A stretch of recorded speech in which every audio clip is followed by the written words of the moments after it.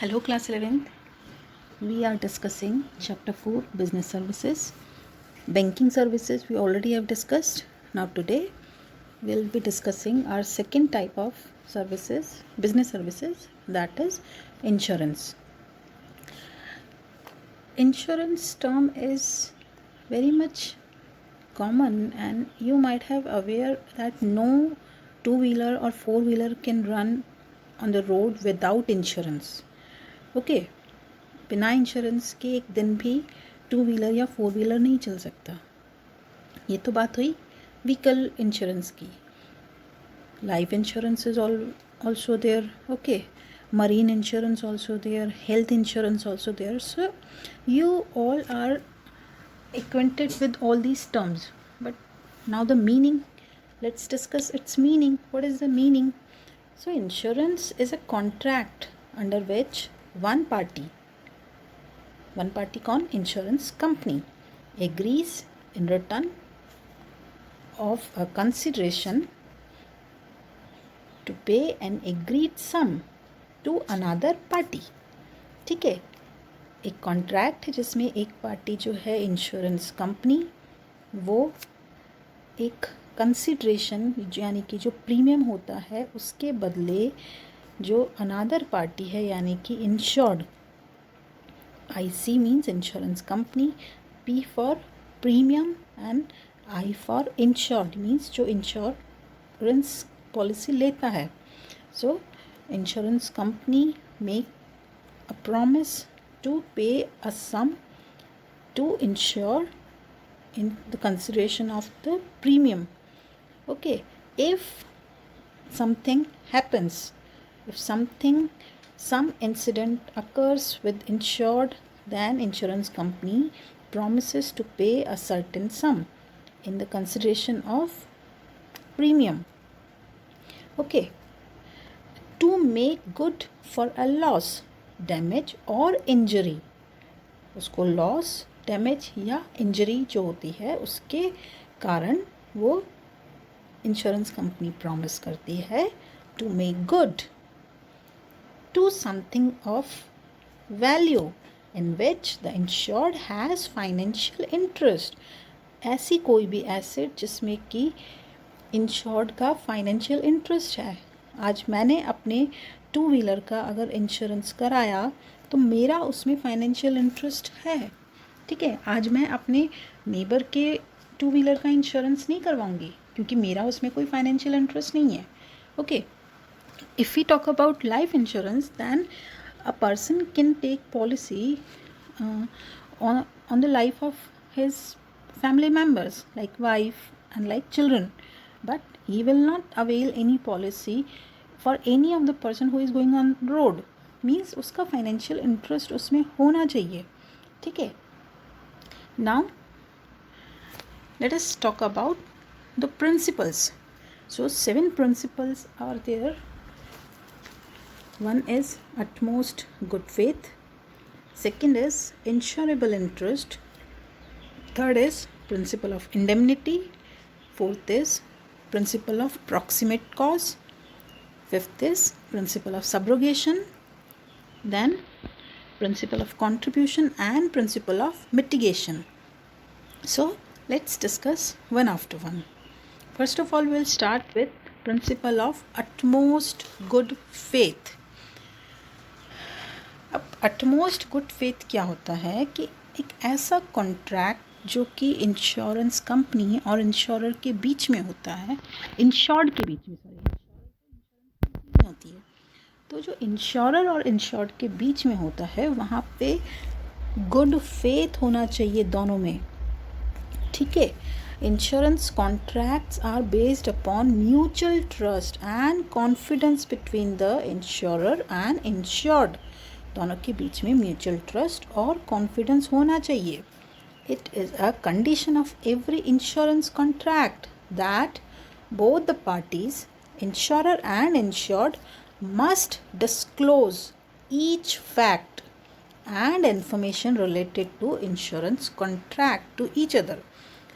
ठीक है, यहाँ पे अब बात करते हैं कि अगर एक एग्जांपल देखते हैं. Suppose a person took a life insurance policy, okay, from LIC. However, while taking the policy, he did not disclose about his heart disease. ठीक है, उसने ये नहीं बताया इंश्योरेंस कंपनी को कि उसे हार्ट डिजीज़ भी है. ठीक है. Later on he died because of a heart attack. तो अब जो इंश्योरेंस कंपनी है, क्या वो उसकी डेथ के लिए उसको कंपनसेट करेगी? उसको तो नहीं, मीन्स उसकी फैमिली मेम्बर्स को. So here answer will be no. Life insurance company is not liable to pay the compensation as a material fact was hidden by that person. एक material fact जो बहुत important fact था उसकी life का, वो उसने छुपाया था इंश्योरेंस कंपनी से.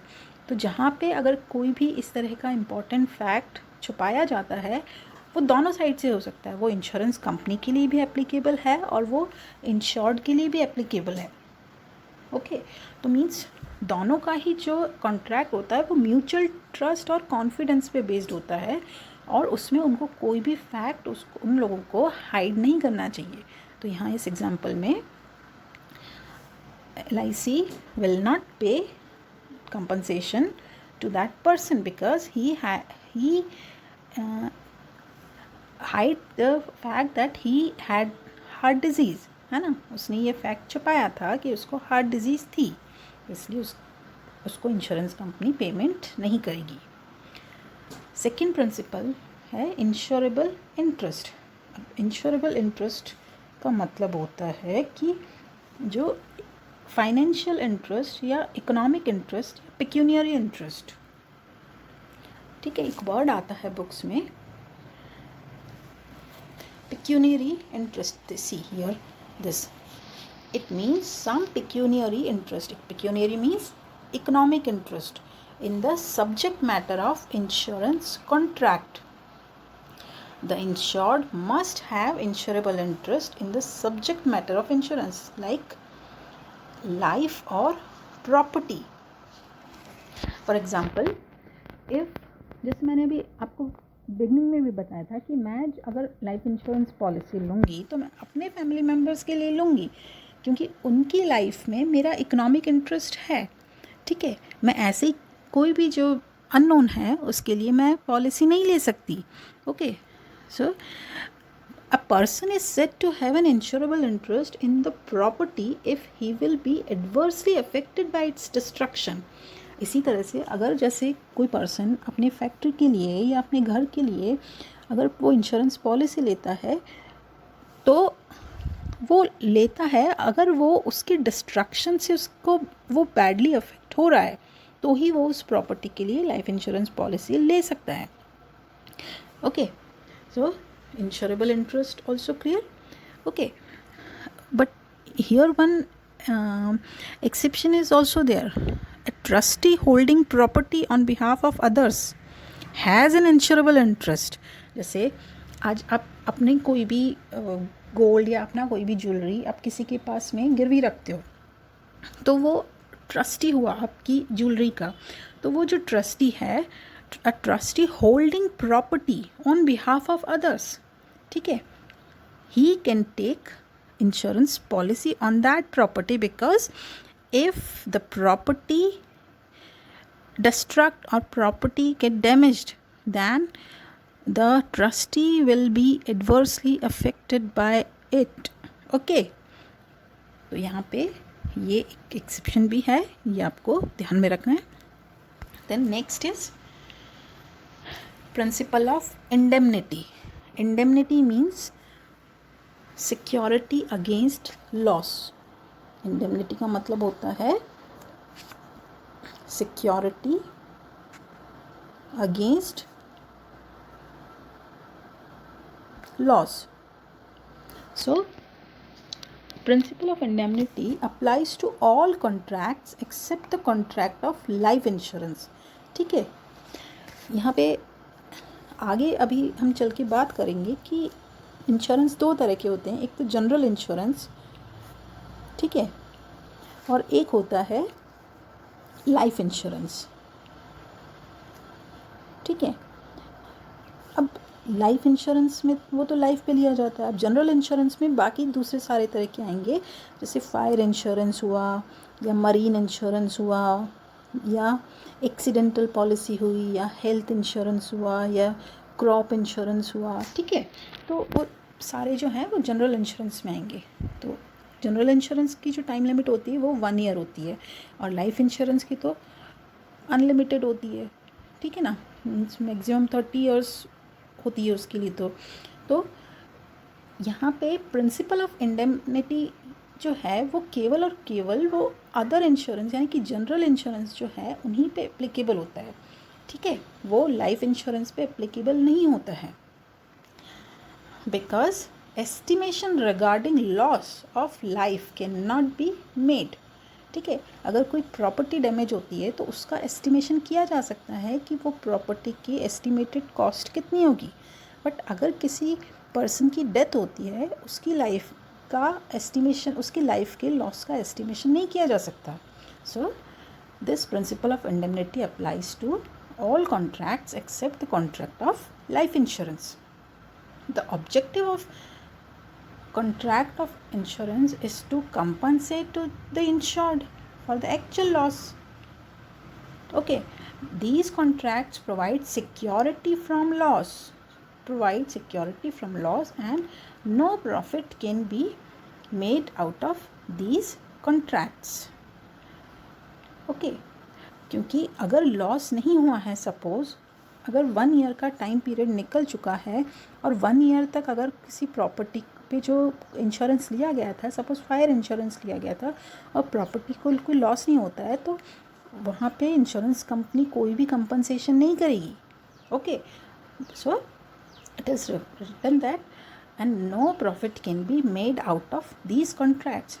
ये जो कॉन्ट्रैक्ट होते हैं इंश्योरेंस कंपनी और इंश्योर्ड के बीच में, ये प्रॉफिट के लिए नहीं होते हैं, ये कंपनसेशन के लिए होते हैं। ओके, सो कंपनसेशन तब होता है जबकि प्रॉपर्टी को डैमेज होता है या प्रॉपर्टी को लॉस होता है। अगर प्रॉपर्टी एज इट इज़ है after the completing of the policy tenure, then insurance company will not make any kind of payment. Okay, next principle is principle of proximate clause. Proximate clause means insurance company will compensate for the loss incurred due to reasons which are mentioned in insurance policy. अब insurance policy में जो जो reasons mentioned हैं, ठीक है, suppose life insurance policy ली और उसमें reasons जो मेंशन हैं कि अगर हाई ब्लड प्रेशर के कारण डेथ होती है तो वो इंश्योरेंस कंपनी करेगी, ठीक है। हार्ट अटैक के कारण डेथ होती है तो इंश्योरेंस कंपनी पेमेंट करेगी। किसी भी और तरह से नेचुरल डेथ होती है तो इंश्योरेंस कंपनी पेमेंट करेगी। बट अगर यहाँ पे उसकी डेथ कैंसर की वजह से होती है और वो कैंसर का क्लॉज उस इंश्योरेंस पॉलिसी में नहीं लिखा हुआ है, तो इंश्योरेंस कंपनी कोई भी तरह का पेमेंट नहीं करेगी, ठीक है। Another example we can take from marine insurance. Marine insurance होता है मतलब सी इंश्योरेंस, ठीक है। जो सी से जो गुड्स डिस्पैच होती हैं उस पर जो पॉलिसी होती है उसको मरीन इंश्योरेंस कहते हैं। So one more example will discuss here. Suppose one person takes a marine policy to protect his goods from sea perils. Sea perils कहते हैं जो भी सी में जो भी जो जोखिम आती है ना, सी पेरिल्स। सी में जो भी तरह की रिस्क होती हैं, जो भी तरह की जोखिम होती है, तो उसके लिए जो भी इंश्योरेंस पॉलिसी वो मरीन इंश्योरेंस पॉलिसी वो लेता है। On the way goods were spoiled bye rats, ठीक है। सी पेरिल्स में तो जो जैसे तूफ़ान आ गया सी में, या जो समुद्री जो डाकू हैं उन्होंने अटैक कर दिया, या जैसे जहाज़ में पानी आ गया, ठीक है, तो इसके कारण वो मरीन इंश्योरेंस में पेमेंट होगा। बट अब जो गुड्स वो डैमेज हुई, गुड्स स्पॉइल हुई, वो रैट के कारण हुई, ठीक है, चूहों ने कुतर दिए, इसके कारण गुड्स डैमेज हो गई। In such case no compensation will be given as loss caused due to rats is a remote cause and it is not proximate cause, ठीक है। एक तो रिमोट कॉज होता है, मतलब दूर का जो कॉज हुआ, ठीक है। और एक है proximate clause, proximate cause, mate cause. तो जो रैट के कारण जो सी में जो शिप पे जो माल रखा हुआ है और वो उसको जो डैमेज हुआ है वो एक रिमोट कॉज है, ठीक है, और वो प्रॉक्सिमेट कॉज नहीं है। और इसी कारण से जो इंश्योरेंस कंपनी है वो उसका कंपनसेशन नहीं करेगी। बट सपोज़ अगर यहाँ पे सिचुएशन थोड़ी सी दूसरी होती, suppose if the rats make a hole in the ship and water enters from the hole and spoils the good, then insurance company would pay the compensation. Okay, clear? Now principle of subrogation. Now principle of subrogation, what does it say? It says that if the insurer gets all the rights against the third party, okay, third party against the third party after compensating the loss of insured. एक बार insurance company ने किसी भी loss के लिए उसने compensation कर दिया है। सपोज़ एक कार डैमेज हो गई, ठीक है, एक कार, और कार के लिए मिस्टर ए को फुल कंपनसेशन कर दिया, फुल कंपनसेशन कर दिया। अब क्या होगा? अब कार वो बिल्कुल ठीक नहीं हो सकती, लेकिन अब कार सपोज़ 8 लाख की थी और 8 लाख का पूरा कंपनसेशन मिस्टर ए को कर दिया है। अब कार का जो भी मलबा जो रहा हुआ है, ठीक है, तो वो उस पर किसका राइट होगा? वो होगा इंश्योरेंस कंपनी का। Means the insurer gets all rights against the third party with respect to the subject matter insured, ठीक है, थर्ड पार्टी के अगेंस्ट, बिकॉज इंश्योरेंस कंपनी ने कंपनसेशन कर दिया है। तो अब ए का पूरा यहाँ किस्सा ख़त्म हो चुका है। अब जो कार का जो भी मलबा है वो इंश्योरेंस कंपनी को चला जाएगा, और इसके साथ ही अगर ए के साथ मिस्टर ए का अगर किसी थर्ड पार्टी से कोई केस चल रहा होगा तो वो भी ट्रांसफ़र हो जाएगा किसको? इंश्योरेंस कंपनी को, ठीक है।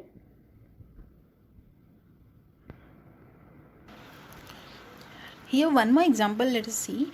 Suppose if a car has been stolen, okay, then the insurer will compensate as the car was covered by the insurance, okay. But suppose if car is recovered later, जो car चुराई गई थी वो बाद में मिल जाती है, तो अब उस कार पे किसका राइट होगा? उस कार पे इंश्योरेंस कंपनी का राइट होगा, इंश्योरेंस कंपनी का राइट होगा, और ना, ठीक है, ना कि इंश्योर्ड का, ठीक है। तो यहाँ पे ये होगा प्रिंसिपल ऑफ सब्रोगेशन के कारण। Yes, now 2 more principles are left, so let's discuss. Principle of contribution. Now principle of contribution means, suppose if a person has taken insurance policy on his house from 2 insurance companies, okay, from X insurance company he insures his house for rupees 2 lakhs, ठीक है, X insurance company से अपने house पर वो 2 लाख की वो policy लेता है, और Y से वो पॉलिसी लेता है 4 लाख की, सपोज, ठीक है, 4 लाख की। अब क्या होता है? Harish incurs a loss of rupees 2,40,000, ठीक है, 2,40,000 का उसको उसके हाउस पे लॉस होता है। तो अब क्या वो दोनों कंपनी से 2,40,000 और 2,40,000 का क्लेम कर सकता है ना? अगर ऐसा होता तो फिर तो सारी इंश्योरेंस कंपनीज कंगाल हो चुकी होती, और हर कोई अपनी प्रॉपर्टी पे 2-2, 3-3, 4-4 इंश्योरेंस कंपनी से क्लेम उठा लेता, बट ऐसा नहीं होता, ओके। किसी भी प्रॉपर्टी पे अगर 2 या 2 से ज़्यादा इंश्योरेंस कंपनी से इंश्योरेंस लिया हुआ होता है तो दोनों ही इंश्योरेंस कंपनी कंट्रीब्यूट करके और कंपनसेट करती है, ठीक है, ना कि अलग अलग, है ना। तो इस केस में क्या होगा, एक्स इंश्योरेंस कंपनी जो पे करेगी 2 lakh upon 6 lakhs into 2,40,000 into 2,40,000 and here amount will come 80,000 means 2,40,000 में से 80,000 जो लॉस है वो तो एक्स इंश्योरेंस कंपनी पे करेगी और जो रिमेनिंग 1,60,000 है वो वाई इंश्योरेंस कंपनी पे करेगी, ठीक है। तो ये प्रिंसिपल ऑफ कंट्रीब्यूशन है, क्लियर है।